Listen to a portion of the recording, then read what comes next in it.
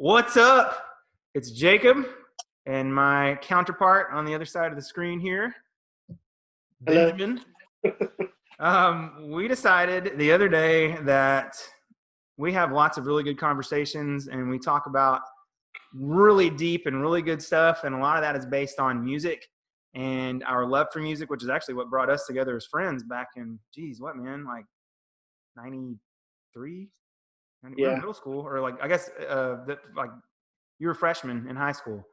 Because I think Uh-huh. I first saw you playing in Mrs. Child's room with Uh-huh. you were playing Nirvana songs like you and who else was in that band? Dusty Williams and Jimmy Burke, That's right. Joel Yeah. Joel Brooks. And Joel Brooks. That's right. I forgot about that. I forgot he was in it. I knew that Dusty was in it. Um, and our love of music is what brought us together and our friend group together. And that's what a lot of our conversation we talk to each other, like we text every day, every couple of days, and a lot of it is based on music, amongst other things. So we said, why don't we start a podcast? Why don't we start something like a video where we just talk about stuff? And if people are into that, then they can take part and comment if you want, as long as it's nice, you're not being a jerk. Because I'm a jerk sometimes, but hey, it has a time and a place. But we thought, why don't we talk about this stuff? And so today marks the inaugural Good Music Lab with Ben and Jacob podcast/video podcast. And we're going to talk about the one, the only, my favorite band of all time, right back here behind me, Pantera. So let's Get get your into pool. it. What are you laughing about? Get your pool. Get your pool. Get your pool. 3. All right. So to begin with, it is June 14th, Is it? 2020. We've been through a tumultuous year thus far. All kinds of stuff going on, which is not something that I have to mention, because if you're alive and you have eyes and ears, because more than likely you've probably been through something like this. I've got a whole camera set up because I'm a teacher and I've had to teach class like this for 2 months, something like that, 9 weeks. And I love it. This is something that I really enjoy doing. What are your thoughts, Ben, on the way things, the new normal, the way things are going with the whole virtual meetings and things like, I hate saying that. I feel like one of the people Virtual meetings. in the district, virtual this and virtual that. But I mean, that's what it is, kind of communication. What do you think about how has this changed, or how has this affected you over the past 2 months? Well, it kind of sucks. uh, yeah, I like seeing people, and that kind of sucks. But Yeah. I am an acupuncturist currently, and not able to see any patients. So Yep. my year was starting off pretty well, and then it just kind of went, all right, just stay at home for a couple of months. So Yeah. but, All right, here, I'm going to meet with you. Poke yourself with this needle right here. Get you a couple needles. Don't push it too far in, and you should feel better. All right, see you next week. That'll be Venmo me $40. Yeah, I could see where that, I mean, I know because we've talked, but I could totally see where that has affected.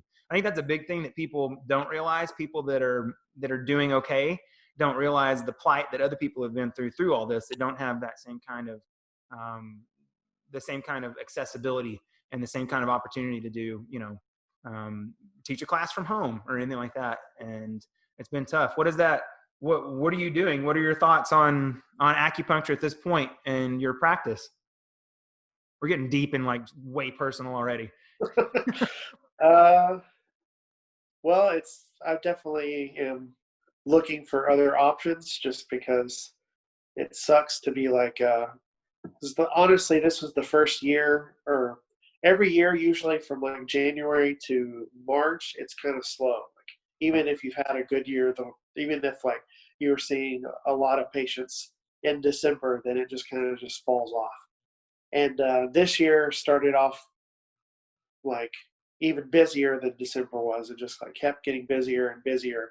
And it was kind of like, all right, I'm finally like uh, started my own business and it's going successfully. And then all of a sudden it's like, all right, you're screwed. like you didn't do anything wrong, like you didn't make any bad decisions, like it was going well. So it kind of that lack of security has definitely made a huge impact in me. So I Sure. might look for something else to do. I understand.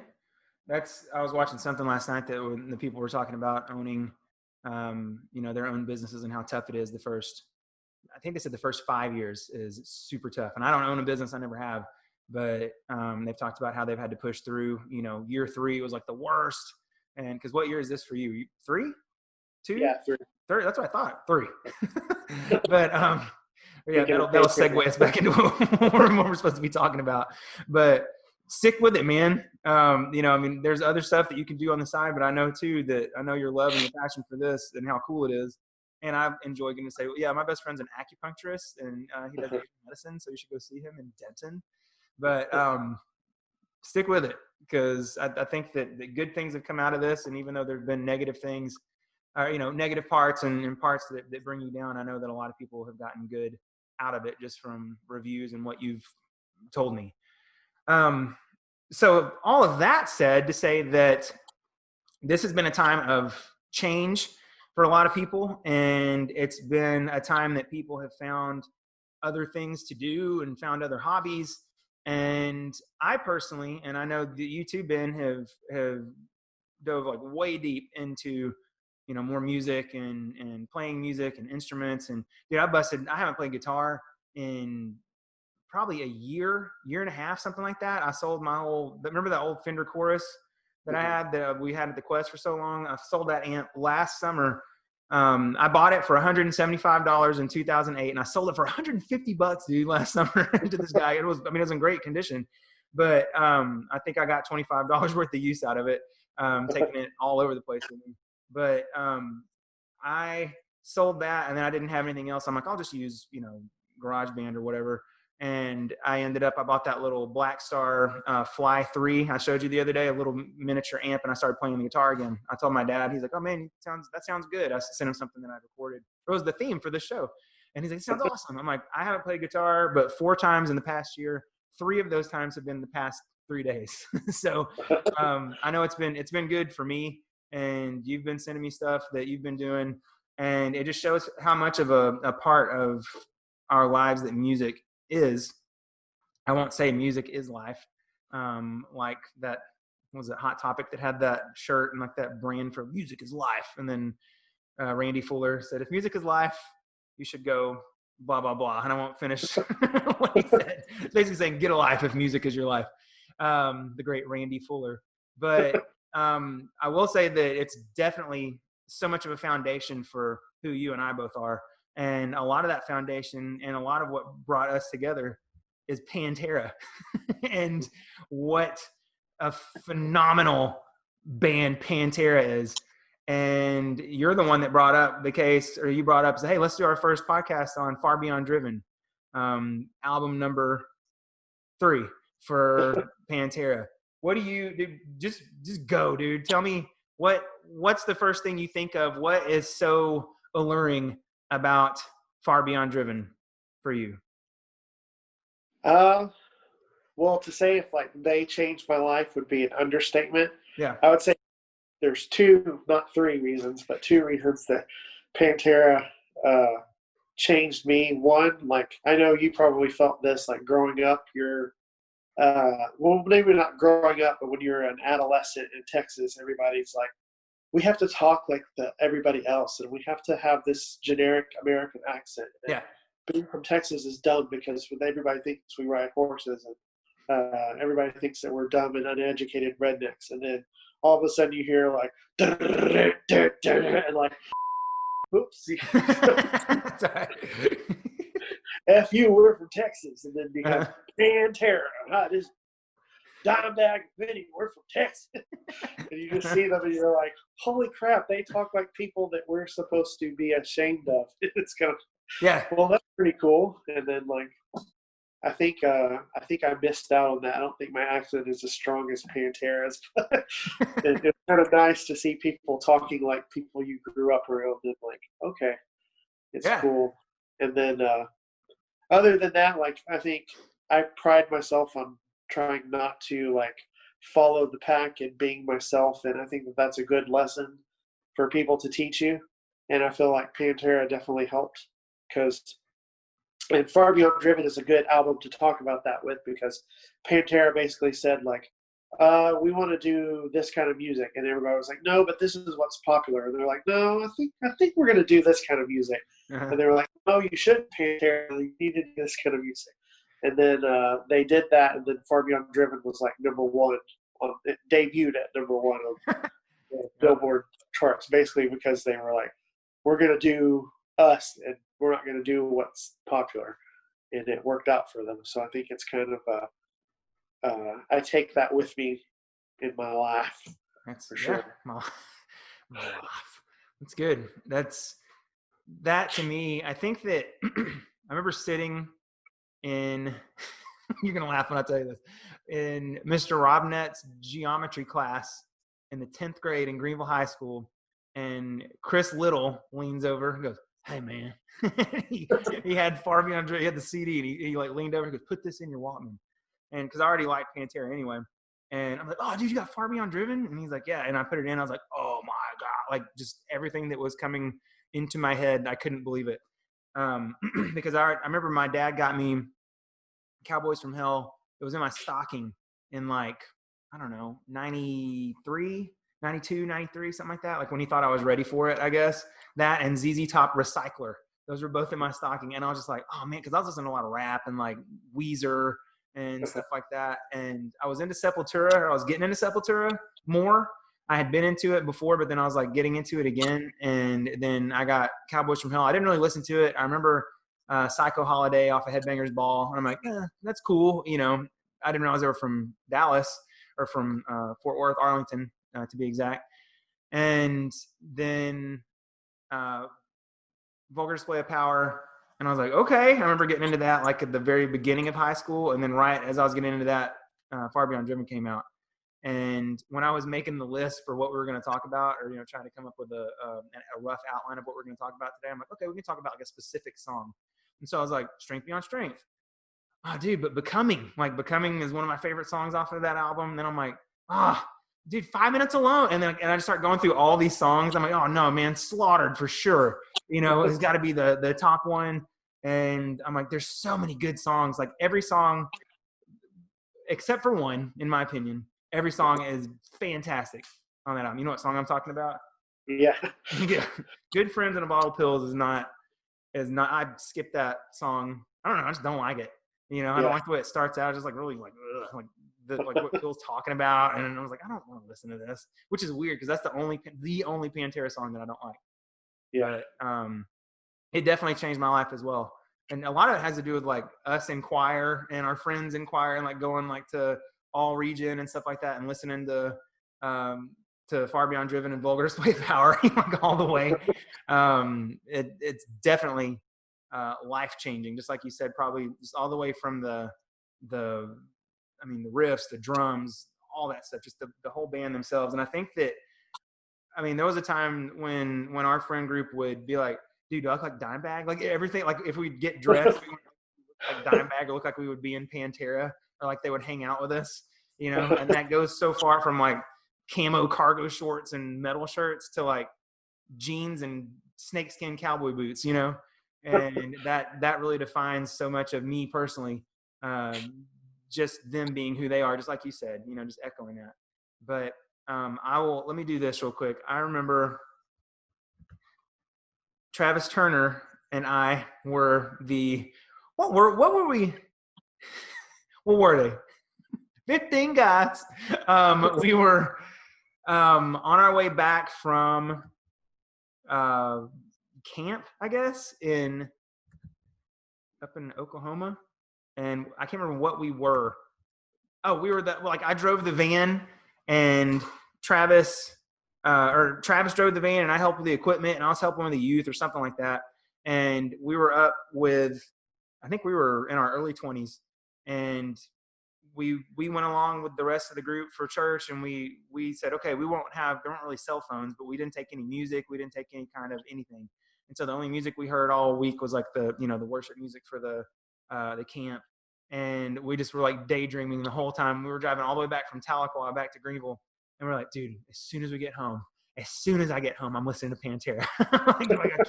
I can't not listen to Pantera when we get home. And I remember I lived with my grandmother at the time because I was in between. It was like the summer, college summer. And as soon as I got home, I got on the wall-mounted phone and called his landline, because once again, we didn't really have cell phones. And he was like, hello. And the first thing I did, and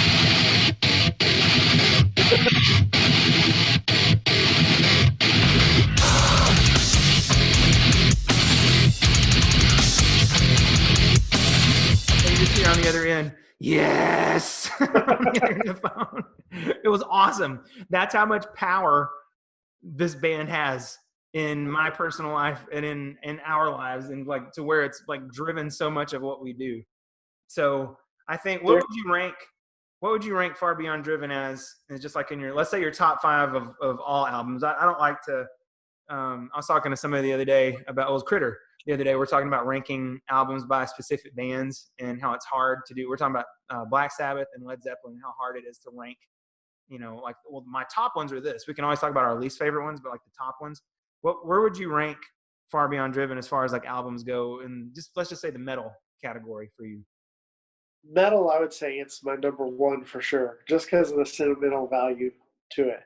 Yeah. Like there's I know Vulgar Display of Power gets the most recognition, and it's definitely awesome.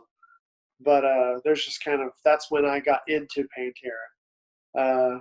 I know my brother used to listen to Vulgar Display of Power a lot, and that kind of there's sentimental stuff with all of Pantera, I would say, but Far Beyond Driven is just like I'm leaving a lot of interesting stories out right now because there's just so much to talk about. Yeah. Give us one. Give us a quick one. Well, the funniest is we were kind of in that mode in high school when we all were going to church a lot, and then we were like, all right, guys, we really we shouldn't listen to non-Christian metal. So we kind of got to this, and we like, all of us basically now, we've basically abandoned that stupid idea. But we were basically just kind of like, it's almost like we were, I wouldn't say drug addicts, but more so like, oh, this is the good stuff, but we can't have it. Like, It's over here, and it's sort of like, yeah, but like, it's kind of like McDonald's is good, but if you ever had like, or McDonald's isn't good, but compared to like, think of like a legit hamburger place, and you like get a McDonald's burger versus that, and you're just kind of like, oh, this McDonald's is so good, and then you see that other one, and you're just like, what? So like, Pantera was always kind of in that category for us. But I remember we were listening to Tourniquet, and that guy JJ, who had like the audio, yeah. And he like always had like a really souped up car stereo, and he drove by listening to Slaughter, and we were just like, oh, like we just felt like, oh my gosh, that's so awesome sounding, because the stereo sounded good, and Slaughter, you just heard the bass drum go like perfectly. And then we were like, all right, let's show them what some Christian bands sound like. And then it was like this one Tourniquet song that was like, because we had the volume down when we were ordering our food. And then it had played, and it was not on any of their heavy stuff. It was on that ding, ding, ding, ding, ding. And we were just so defeated. As if they could have competed with Pantera to begin with. But it's just like, you heard, and then you heard, ding, ding, ding, ding, ding. It was embarrassing. Well, that's good. I love it. That's one of my favorite stories about that. I remember y'all told me about that when you came back to school, whatever that was. Told me about that from Sonic. But yeah, I remember trying to do that, but I'd already been so deep into regular metal, and trying to, okay, well, I need to turn around. And I'm like, okay, I'll buy Tourniquet, because I know the guys like Tourniquet, and I think I was a sophomore or something like that, and I bought Crawl to China, which is the worst album you could buy. I didn't know. And because dude, it's so weird how you remember things like this. I was at Family Christian Bookstore in Mesquite over by Town East, the one like as you're coming off a 635 to go to Town East. I'd gone over there and I'm like, oh, sick, they have tourniquet, or tight. And so I'm like, I'll get this one because I know the guys all like tourniquet. I'm gonna check this out. And I was like, and I was like, this sucks like inside of me. But then I'm like, okay, I'll give it a shot. And I like listening to the whole thing. And then I'm like, but dude, Pantera is so awesome like the whole time. So I understand that plight and having to deal with that. That's the second time I've said plight, by the way, in this. I almost had like interventions. I remember the guy sat me down or somebody like found my CD stash. It's like it really felt like drugs. Like, Ben, we found your stash of metal CDs. We have to talk. Yep. Yeah. I think that I mean, there's so much that goes off of this, and I know that I don't remember when I got Vulgar Display of Power. I mean, not Far Beyond Driven. Actually, I do. It was part of a Columbia House order. Whenever I thought, oh, it's just for a penny, or it's like a penny a CD. It's like 12 cents, dude. Let me hook it up. And then I ordered because I got 101 Proof and Vulgar Display of Power, Limp Bizkit, $3 bill, y'all. What else did I get? Wu-Tang Forever. I got so many good CDs on that first thing, and I don't remember what happened. I don't remember paying for it. I know that they like kept billing me and like, you have to pay for these CDs. So I put like all the stamps, like licked the stamps out of a magazine and put them on all the thing, and then mailed it in and got got all those CDs. But there were so many good CDs that came out of that order. It was like 96, I think, something like that I finally was able to come around to it. But we'll talk more about other Pantera CDs in later editions of this if we choose to make this. This is awesome. I'm enjoying this. But I think that being able to look back at the time that we discovered this and the time that this came out was such a formidable time in our lives anyway. Having our own cars and getting to hang out with friends and stuff like that and getting to listen to it in my Mustang, or like I had that truck at first, that little Ford F-100 that I had with the little sound system that I had, like homemade rigged sound system that I had. But listening to so much metal and like Beastie Boys and all that stuff, in that truck, I think it definitely, like you said, there's a lot of sentimental value, a lot of nostalgia that comes along with it. But most importantly, I think one of the main things you can take away, obviously the music quality and the way that kick sounds on Far Beyond Driven, that's like unsurpassed, especially with the remastered one like I just played. Geez. And there's so much that just our lives over the past 20 years that we've been able to look back, and it all focuses around Pantera, not just music, but Pantera, and I think that's why this is probably so important to me as well. Let's see, dude. I kind of think there's like two Panteras, if you think about it. Like there's the Pantera that you see in like the hit parader and on MTV and Beavis and Butthead and all that. That's kind of like untouchable. And then there's the other Pantera of like, who was it? Was that like Nikki Beasley? Somebody said that she was related to Aaron McClain or something. Or like everybody's like, oh yeah, we were in Dallas and we saw Pantera. Or oh, I delivered pizzas to their house or something. Yeah. There's always like this accessibility to them too. I think totally. Yeah, because we saw. Yeah, was it what's his name? I can't think of the sound man or all these wires. Aaron McLaren, wasn't it? Yeah, McLaren. Yeah, that's Nikki's husband. Not husband. What am I saying?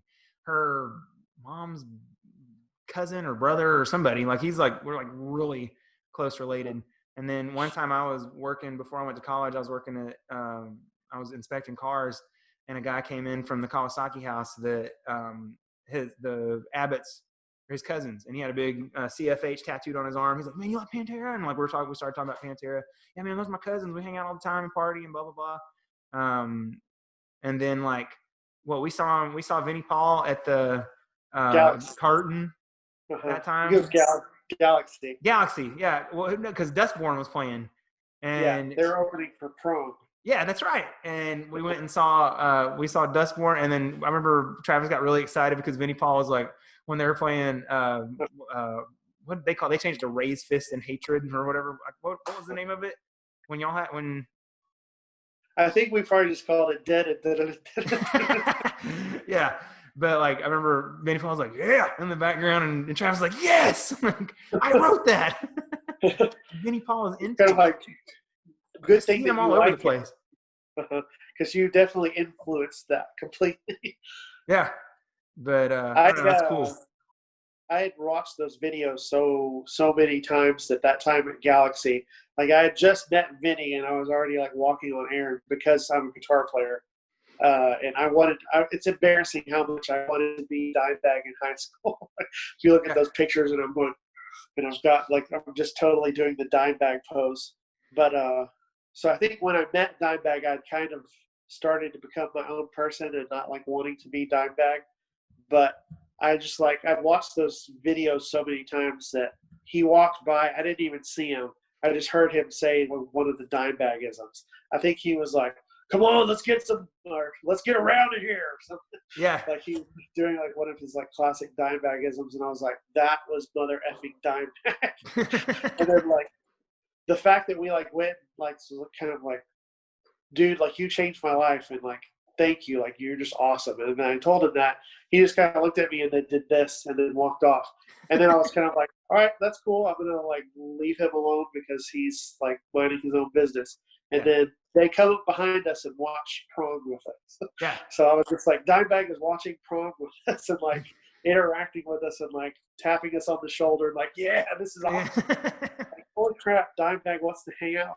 Right. Like most, you meet people that are like wanna be famous, like somebody that's like maybe kind of locally well known, but they're not like Pantera famous, and they're kind of like, oh, we're too good for you. Yeah. But then you have like somebody that you basically ripped off and wanted to like, you memorize things that they say so much that you hear them walk by and you know that that's, you know, Right. and they're like, hey, let's hang out with you and watch this band play. It's like, holy crap, Dimebag is wanting to hang out with us. Awesome, man. That's so reassuring and invigorating, and it makes you feel so much better about just, it's so silly to say it like this, but like choices that you've made and like, you know, investing your time in that band and in those people. Because well, like I met, living in Dallas, I met so many people, you know, that I'm like, oh crap, it's so and so, and then like go talk to them, and they'd either be cool or they'd be a jerk, you know. And like I met Richard Rawlings that time, and it was just very lackluster. The guy from Gas Monkey Garage, you know, because he was already three sheets when I met him. He was in the some friends of ours lived in this big apartment complex over off of 35, and he lived there too.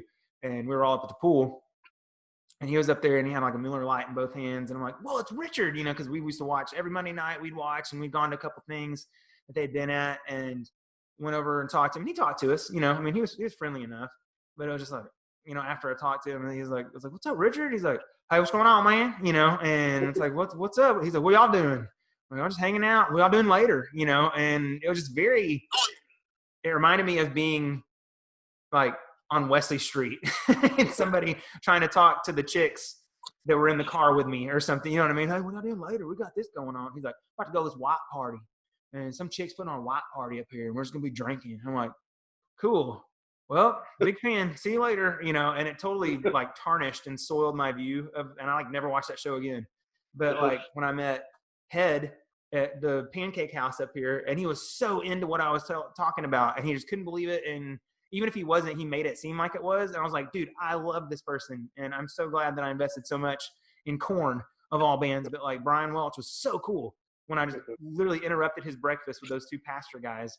And I'll talk more about that later. But to know that like Dimebag and Vinny were so accessible, and I'm sure Rex would have been too if you'd have, you know, been able to be around him. But That was the same thing with Chris Novoselic when I met him.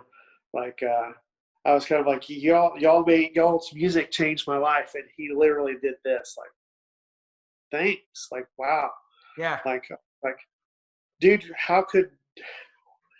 First of all, like you were in like the biggest band of the whole decade. How could right, you not think that you changed some people's lives? But that genuine, like, wow, awesome, yeah, pretty cool. it is cool. And I think that's, like you say, that's one of the great things about Pantera, the accessibility. And we have millions of Pantera stories, and we won't get into them right now because we got to save stuff for other little recordings that we do. But that's what's so great about them. And I think that's the thing that's so great about Far Beyond Driven is, like you said, it wasn't out of nowhere because you knew from the videos that it was coming out, but the fact that it just hit as hard as it did, and it influenced, it's such a pivotal time in our lives, it influenced so much, and the fact that still, it came out in 94, and 26 years later, we're like, yes, like anytime we hear any of that music, it's funny because we're getting to the age now where I feel like, I feel like my dad a lot, different things that I say and the way I think and stuff. My dad and my grandmother is who I feel like a lot. Like when I say things, of course, my wife makes it clear that I sound like my grandmother a lot of times. Yesterday, I said, I was getting on to one of the twins and said, well, he's just doing that. And I stopped and I said, because he's not being nice or something, and I stopped and I told Amy, I said, I almost said he's just doing that out of meanness. And of course he started making fun of me. He's like, he's doing that out of meanness. And I'm like, that's not exactly like my grandmother. But I look back and I think of how, my dad has been all about Zeppelin, Sabbath, and Aerosmith, growing up, of course, AC/DC and stuff. And it's never, and ZZ Top, it's never changed for him. There's been stuff that he's brought into his library that he likes, and even new stuff he likes, but it's always been that basis. And that's what Pantera, is for me, is that basis. There will never be another Pantera, my favorite band in the whole wide world, and it always will be, just because there's nothing that's ever going to match that. And that's Far Beyond Driven is that for me as well. It's like there's nothing that's ever going to touch this album. Closing comments? We've talked for like 45 minutes or longer. No, that's good. We'll get into the music. Totally. That is good. I hope the little bit that I played doesn't get us kicked off of anything that I'm going to put this on, because it's like less than 15 seconds, so it should be okay. So if you're listening, bots and things that analyze that, don't kick us off. We're just paying tribute. It was a tribute to them. Well, cool. In fact, if you don't own this album, buy it. Yes. Go buy. I would start with Far Beyond Driven. Skip song 5. Right? Skip that one unless you're into. I mean, you can listen to it. It's fine. It's worth a listen to be like, or okay. But yeah, listen to it. It's one of those albums before the whole iTunes generation. It's one of the albums that you listen through all the way. Like listen to it all the way through and be like, yes, like you could just have it playing because it's super heavy all the way through. So yeah, go buy Far Beyond Driven, and we'll talk about more stuff to buy later, and we'll talk about newer stuff too. It's not going to be just old man metal talk. But we'll talk about all kinds of stuff. I don't know where there would be. I guess if I put this on YouTube, there'll be comments. Feel free to comment unless I decide to close the comments down, because this is just me and Ben talking and kind of like a journal for us and hanging out. So I guess until next time, stay safe out there. I sound exactly like an email. I hope this podcast finds you well. Stay safe. Y'all watch yourselves out there. But huh? Be safe. Call us when you get there. All right, call us when you get there. We'll see you. And we'll close this one down. I guess we'll try. I'm going to be out of town next week. We'll try to get something going. We'll try to do this like on, what do you think, man? Maybe record on Sunday mornings or early some mornings and then put it out on a Monday, something like that. Yes, Mondays are good for me. Yeah, I'm just do like once a week, and then we'll get going. We'll do more if we want to. Or we'll see how this all works out. Like I said, we're not trying to do this to make it. Just like we don't do our music to make it. We just do things because it's fun. So, and we thought maybe some people get a kick out of it. So, and we can thank Pantera for that. Exactly. And Lord knows we're getting a kick out of it, just like Pantera got a kick out of what they did. So, I'll put this up, and if you want more, cool. If not, we'll keep doing it because we like it, and that's how it is. Until next time. It's good. Until next time, this is Jacob Lilly and my ever-worthy, shaggy counterpart, Benjamin McCrary, signing off. Y'all watch yourselves out there. Y'all watch yourselves out there.